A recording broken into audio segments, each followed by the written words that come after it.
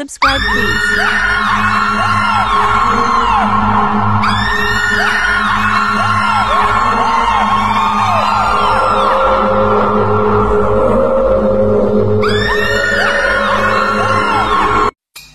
আসসালামু আলাইকুম।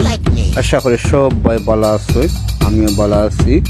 আজকে আমি কিছু সংখ্যক ব্যায়াম দেখাই যেগুলো আপনার দৈনন্দিন জীবনে কাজে লাগবো, ঠিক মনোযোগ সহকারে দেখবা এবং আমি যেগুলা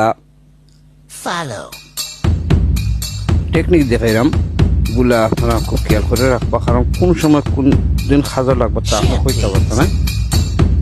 যার জন্য লাইক করবা, কমেন্ট করবা, শেয়ার করবা, অন্যরা দেখার সুযোগ করিয়া দিবা।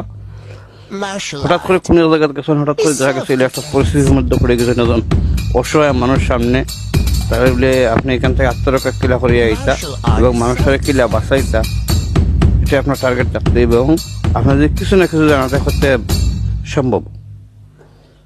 তার পাশাপাশি খাওয়া দাওয়ার বেলায় খুব খেয়াল করে খাইতে হইব, যেমন মনে করো আল্লাহ রসুলে যেভাবে খুঁজছেন 3 ভাগের 1 ভাগ, ঠিক ওরকম খাইলে আপনার শরীরটা পুরোপুরি সুস্থ থাকবে। বেশি খাইলেও আপনার অসুস্থতা বোধ করবা, কম খাইলেও অসুস্থতা বোধ করবা, শরীর দুর্বল থাকবো এবং ডায়াবেটিস থেকে আপনি মুক্ত থাকতে হইলে বা অনেক ধরনের বেমার আজার আছে যেগুলো থেকে আপনি মুক্ত থাকতে হয়, অতএব আপনি খাওয়া দাওয়ার ব্যাপারে খুব